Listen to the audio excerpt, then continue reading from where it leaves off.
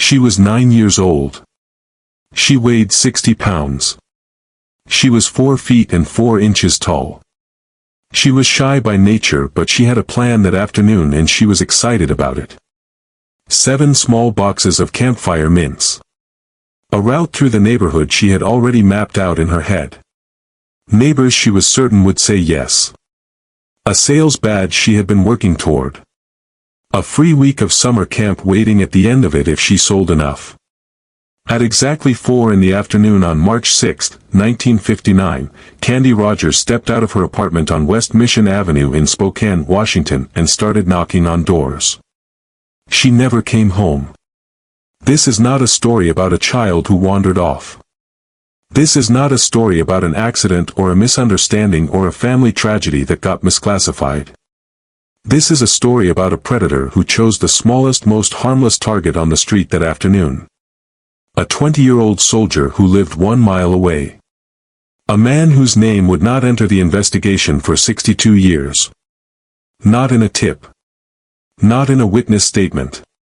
Not in a single police report across 3 generations of detectives who refused to give up on her. And the reason this case was finally solved in 2021 had nothing to do with luck. It had everything to do with one unknown investigator in 1959 who made one decision without knowing why it mattered. They put her clothing in a glass mason jar and sealed it shut. That jar waited 62 years.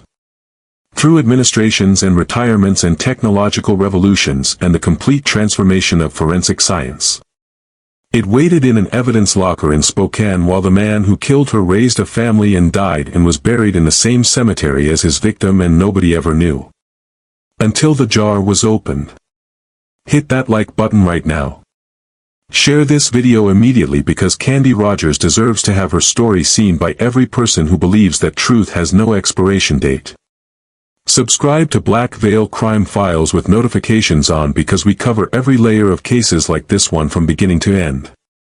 And stay until the very last second of this video because where John Ray Hoff was buried when investigators finally identified him is something that will stay with you long after this video is over. Let us go back to that Friday afternoon. Spokane, Washington, who Candy Rogers was. Spokane, Washington in 1959 was the kind of place where children walked to school alone and neighbors left their front doors unlocked. West Central Spokane was a working neighborhood. Modest homes. Familiar faces. The kind of street where everyone knew your name and nobody watched the clock when children went outside. There was no reason to. Candy Rogers lived in an apartment above a neighborhood grocery store on the 2000 block of West Mission Avenue with her mother Elaine, a high school history and physical education teacher. Her grandparents lived right next door. She had a dog named Shep. She was small for her age. 4 feet 4 inches. 60 pounds. Shy by nature. But she was a bluebird, the junior level of Campfire Girls of America, and that membership mattered to her. It gave her something to work toward. A sense of belonging to something larger than herself. A path with steps she could see and follow and earn her way through. March 6, 1959 was the first day of the campfire mint selling season. Candy got out of school at 3:15. By 3:30 she was at her troop leader's house picking up her boxes. She could only carry 7. She was too small for more. She came home and waited for 4 o'clock, the official start time. In that half hour she sat with her grandmother and ate an oatmeal cookie. She played with Shep. She talked about which neighbor she was going to visit first and who would definitely buy. She was not nervous. She was excited. The kind of excited that 9-year-old children are when they have a plan and believe it will work. At exactly 4 in the afternoon, Candy Rogers stepped out into the cold March air and started knocking on doors. The mint box is on the hill. In the Pacific Northwest in early March, darkness falls fast. By 5:40 in the evening the street lights were coming on. Candy knew the rule. Be home before the lights came on. So when 5:30 passed with no sign of her, her grandfather went outside to look. He checked the neighbors. He walked the block. Nobody had seen her recently. Her mother Elaine had been at a hair appointment and arrived home to find her daughter missing. Within the hour, family members were searching the streets. By nightfall, police had been called. There were plenty of other campfire girls out that evening. Dozens of little girls in the same uniforms carrying the same boxes. That made it nearly impossible to trace Candy's exact path. Witnesses thought they had seen her but could not be certain which child was Candy. Then at around 9 in the evening, searchers found something that changed everything. On Pettit Drive, a road climbing a hill known locally as Doomsday Hill, boxes of campfire mints were scattered across the ground. Not dropped. Scattered. Some looked as if they had been thrown from a moving car window as someone drove away fast. The trail of boxes led south across the Fort George Wright Bridge, away from Candy's neighborhood. One box had a partial fingerprint on it. It was lifted, preserved, and sent to the FBI. It was never identified. By 9 in the evening on March 6, 1959, Spokane understood one thing with terrible clarity. Candy Rogers had not wandered off. She had not gotten lost. Someone had taken her. The question was who? And why this little girl, out of all the children out that evening, carrying 7 boxes of mints on a cold Friday afternoon? The answer was hiding in plain sight. But it would take 62 years to find it. 1,200 people and 3 men who died searching. By the morning of March 7, every person in Spokane knew Candy Rogers was missing. And more than 1,200 of them showed up to find her. 1,200 people for one little girl. Marines. Boy Scouts. Utility workers. Mail carriers. Horseback riders. All of them descended on west central Spokane before sunrise. A command post was set up at the intersection of Pettit Drive and the bridge right where her mint boxes had been found. The U.S. Air Force sent helicopters for aerial coverage. They had no cell phones, no GPS, no surveillance cameras. They had scattered mint boxes, one unidentified fingerprint, and a trail that ended at the edge of a bridge. On March 7, just one day after Candy disappeared, a U.S. Air Force helicopter flying low over the search area struck high-tension power lines and crashed into the Spokane River. 3 crew members were killed. Airman Merleys D. Ray. Staff Sergeant William A. McDonald. Lieutenant Kenneth G. Fout. 2 others survived. 3 men died searching for one child. The city was now grieving in 2 directions at once. And Candy had still not been found. 16 days went by. On March 21, 2 airmen from Fairchild Air Force Base were hunting in the woods off Old Trails Road about 7 miles from Candy's home. Moving through the trees near an abandoned rock quarry, they noticed something near a tree. A pair of small girls' shoes. Not dropped in a hurry. Just left. Placed there. They went back to base and reported it. The next morning a search party arrived at daybreak. Within minutes one of the searchers pushed aside a pile of brush and pine needles and found Candy Rogers. She had been buried under branches and dead tree boughs about 50 yards off the road. Retired Spokane Police Captain Richard Obering was one of the officers who found her that morning. He would carry that image for the rest of his life. And he would still be alive 62 years later when the man who put her there was finally named. What the evidence preserved, and what it could not yet say. The cause of death was strangulation. The weapon was a strip of cloth torn from Candy's own slip, the garment she had been wearing when she left home that Friday afternoon. Her feet were bound with another strip of the same slip. There was a mark around her waist suggesting she may have been restrained with a rope at some point, but no rope was found at the scene. Medical examiners found evidence of a deeper physical violation that added a layer of horror to an already devastating crime. Every piece of evidence was carefully catalogued and preserved. The investigators in 1959 had no concept of what future technology would be able to extract from biological material decades later. DNA testing would not exist for another 30 years. Forensic genealogy would not exist for another 60. But they preserved what they found anyway. With the particular care of people who believed that someone, someday, with better tools than they had, would be able to do something with it. Someone put Candy's clothing in a glass mason jar and sealed it shut. That decision, made by an unknown investigator in 1959 with no scientific reason to make it, would become the only reason this case was ever solved. The discovery of Candy's body changed Spokane in ways that lasted for generations. Parents who had never thought twice about letting children walk alone now watched from windows and set strict rules. The case became part of how Spokane parents raised their children for decades afterward.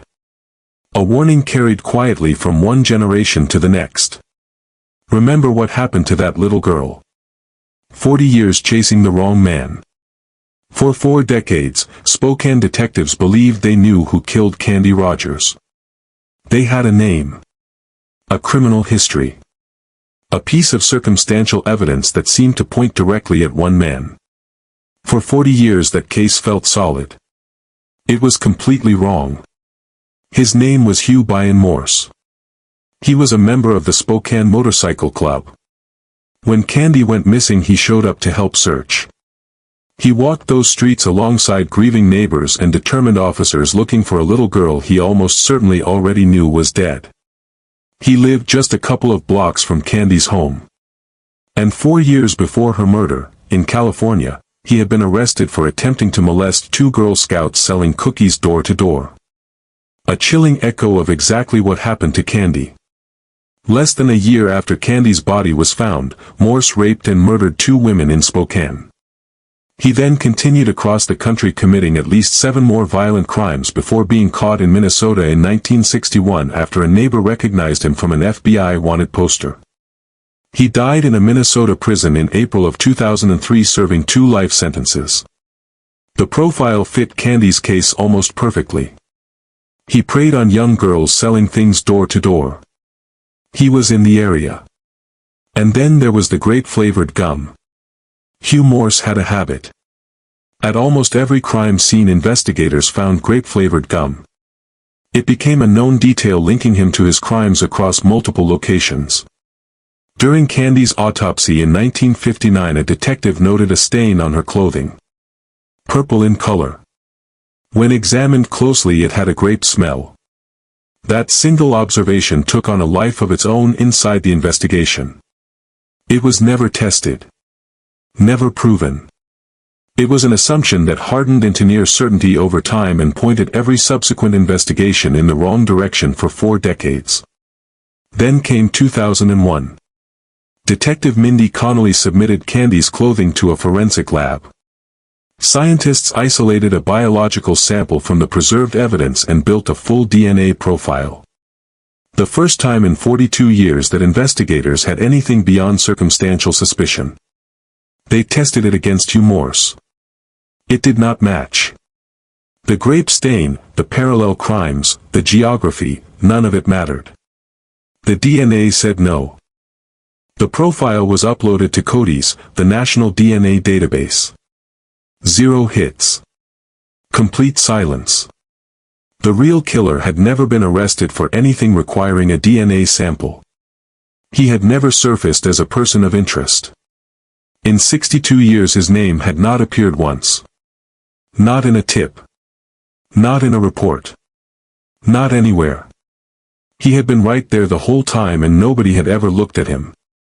The glass jar and the laboratory in Texas. There is one reason and only one reason that this case was ever solved. Not the detectives alone. Not the technology alone. Not the laboratory alone. All of those things mattered. But none of them would have worked without a single decision made by an unknown investigator in 1959, long before DNA testing existed. Glass does not degrade. Glass does not absorb moisture. It does not interact with what is stored inside it. That airtight seal made in an era with no reason to think about genetic evidence created a near-perfect preservation environment. When forensic scientists finally opened that jar in the early 2000s, the DNA inside was not just present. It was strong enough to build a full profile from. The 1959 investigators could not have known what they were saving. But they saved it anyway. Brittany Wright grew up in Spokane. As a child, her parents told her about Candy Rogers. Not as a news story but as a warning. Watch where you go. Remember what happened to that little girl. The case was woven into how Spokane parents raised their children decades after the crime itself. Wright grew up to become a forensic scientist with the Washington State Patrol Crime Laboratory Division. And in 2018, when the Spokane Police Department began reassessing its cold cases, Candy's file landed on her desk. The timing was not random. In 2018, California investigators used a then-new technique called forensic genetic genealogy to identify the Golden State Killer, a serial rapist and murderer who had evaded capture for 40 years. The technique worked by running crime scene DNA through consumer ancestry databases to find distant relatives of the unknown suspect. Genealogists then built family trees until they narrowed the search to a single name. The moment that arrest made international news, law enforcement agencies across the country pulled out their oldest cold cases and asked whether it could work for them. Spokane asked that question about Candy immediately. There was a serious problem. The DNA sample, while well preserved compared to what it could have been, had degraded over 60 years. It was also burdened with non-human contamination. In 2020, Wright submitted it to a private genealogy laboratory. They sent it back. Too degraded, they said. They declined the case. That rejection was close to the end of the road. Cody's had returned nothing. Every traditional lead had been exhausted. If genealogy could not be done with what remained, the case was effectively finished. Then Wright heard about a laboratory in Texas called Orem. Orem specializes in exactly the kind of work other laboratories turn away.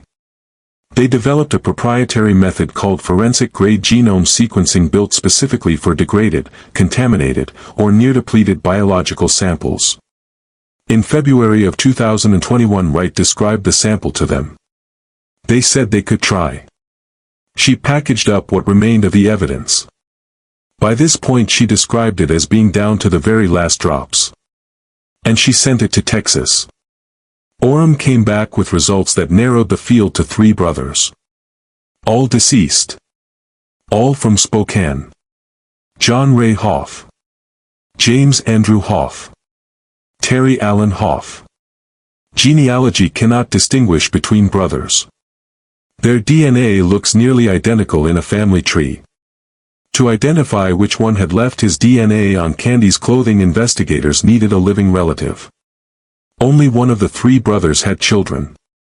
Only one path forward existed. Detective Stormont picked up the phone and called a woman who had spent her entire life believing her father died because he was depressed. The phone call and the daughter who already knew. In 62 years of investigation, John Ray Hoff's name had never appeared in a single police report. Not as a suspect. Not as a witness. Not as a passing mention. Detective Stormont said it plainly at the press conference. He was not on their radar at all until September 6, 2021. When Stormont called Kathy Hoff, he identified himself as a cold case investigator who needed her help. Within 45 minutes of that call, she was at Spokane Police Headquarters. But she already knew. She had not waited passively after receiving a mysterious call from a detective. She had gone online. She had searched. Somewhere in those 45 minutes she had found the story of a 9-year-old girl murdered in Spokane in 1959 while selling campfire mints. She walked into that police station already carrying the weight of what she suspected. Kathy volunteered her DNA without hesitation. The results came back on September 8, 2021. The DNA recovered from Candy's clothing was 2.9 million times more likely to be related to Kathy than to any random person from the general population. Her father was the man who left that DNA. But investigators were not done. John Hoff was deceased. There would be no trial, no cross-examination, no defense. That meant the burden of certainty rested entirely on the investigators themselves. They needed to be as sure as science could make them. They obtained a warrant and exhumed John Ray Hoff's body on September 23, 2021. The result came back on October 1st. The probability that the DNA from Candy's clothing belonged to Hoff rather than an unrelated person was 25 quintillion to 1. The number 25 followed by 18 zeros. That is not a number that leaves room for doubt. The case was solved. Who John Ray Hoff was, and what he left behind. John Ray Hoff was born on August 11, 1938 in Spokane, his own hometown. He grew up on the 2500 block of West College Avenue. He was not a drifter who passed through. He was local, known, familiar. A face in the same community where Candy Rogers lived and went to school and walked to her troop leader's house on the first day of mint selling season. His early life showed warning signs that in hindsight form a recognizable pattern. In 1955 at 16 years old he escaped from a state juvenile reform facility near Olympia and was caught near Yakima. That brush with the law pushed him into the military. He joined the U.S. Army at 17 and was assigned to the Nike missile sites protecting Fairchild Air Force Base right outside Spokane. On March 6, 1959, he lived at 221 West Broadway Avenue. Candy's home was on the 220 block of West Mission Avenue. 1 mile apart. In 1961, 2 years after Candy's murder, Hoff was arrested in West Spokane. The charge was second-degree assault. What he had done was this. He grabbed a woman, forcibly removed her clothing, tied her up using her own garments, strangled her before fleeing. She survived. Read that carefully. He used his victim's own clothing to bind her. He used her own clothing to strangle her. That is an exact match to what was done to Candy Rogers. The ligature around Candy's neck was torn from her own slip. Her ankles were bound with another strip of the same garment. The 1961 victim survived only because something interrupted him. Candy did not. Hoff served 6 months for that crime. 6 months. As a result of that conviction, the Army declared him a deserter and dishonorably discharged him. He drifted between jobs. He was not a man building a life. He was a man waiting between moments of violence. And then there is the detail about John Hoff that cuts deeper than all the others. He had a stepsister. She was 10 years old in 1959. A campfire girl. She was Candy Rogers' assigned big sister in the program, the older girl whose job was to guide the younger Bluebird. She knew Candy. She cared about Candy. When Candy disappeared and the city fell apart searching for her, this girl was devastated. She sat next to her brother, next to John Hoff, and cried. She told him how much she missed her little campfire sister. She told him how terrible it was. How wrong it all was. He sat there and said nothing. Closing, the cemetery, the daughter, and the clock that finally stopped. John Ray Hoff died in 1970 before anyone could hold him accountable. He shot himself in the head. The date he chose was his daughter's birthday. The day she turned 9 years old. The same age as Candy Rogers when he raped and murdered her. Whether that was guilt or coincidence or something darker, he took that answer with him. And when investigators went to find out where he had been buried, they discovered something that made the room go quiet. For 51 years John Ray Hoff was buried in the same cemetery as Candy Rogers. The little girl he abducted, the child he strangled with her own clothing, she was buried there. And so was he. Just yards away. For over 5 decades. While her family visited her grave and wondered who had done this to her, her killer lay in the same ground, in the same silence, in the same city. And nobody knew. When Hoff's surviving family learned he was buried in the same cemetery as Candy, they made a decision without being asked. They arranged to have his remains moved to a different cemetery so that Candy, as Detective Stormont put it, could enjoy some peace. When Candy's family heard that, her cousin Joanne was overcome with emotion. That gesture from the killer's family to the victim's family was not justice. But it was the only thing they had the power to give. Kathy Hoff gave a videotaped statement played at the November 19 press conference. She did not hide. She did not deflect. I am very, very sorry for what my dad did. That he took her life horribly. I hope that it gives her peace knowing that even though it is not really justice because he does not get any punishment, his name has this on it now. And they can know it is solved. That statement is worth sitting with for a moment. There would be no trial. No sentence. No courtroom where the law looked John Hoff in the eye and called him what he was. He had already escaped that. But Kathy was offering the only thing that remained. Acknowledgement.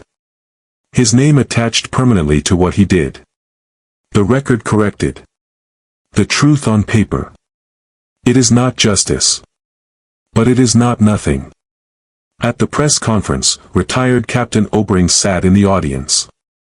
He was one of the officers who had found Candy's body on March 22, 1959. He had pushed aside that pile of brush and pine needles and seen what John Hoff had left behind.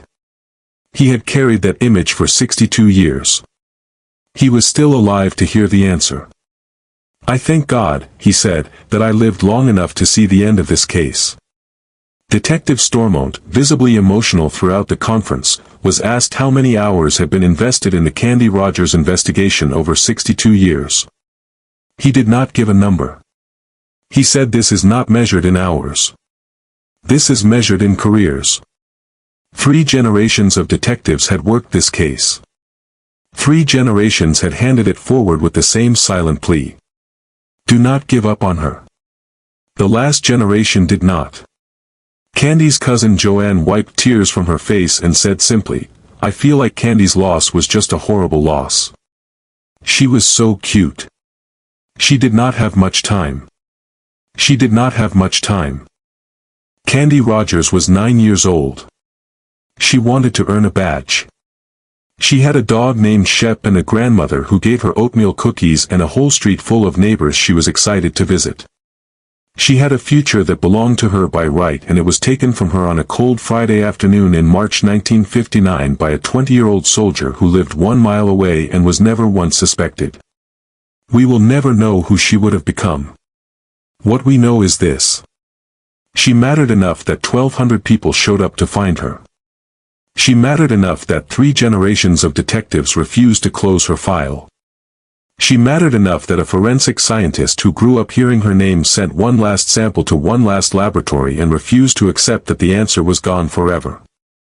And she mattered enough that the daughter of her killer looked into a camera and made sure the world knew his name and what he did with it. 62 years, 8 months, and 13 days.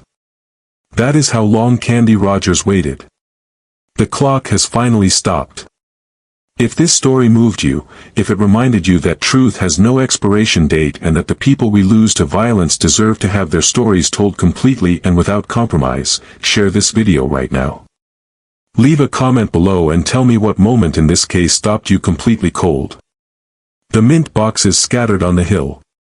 The grape-flavored gum that sent investigators in the wrong direction for 40 years. The glass mason jar that waited 62 years to give up its secret. The stepsister sitting beside her brother crying about the little girl he killed. Or the cemetery. Tell me what you cannot stop thinking about. Subscribe to Black Veil Crime Files with notifications on. Every case on this channel is a real person who deserved better than what happened to them. And we do not stop telling their stories until the truth is fully known. This is Black Veil Crime Files. I will see you in the next one. Blackheart.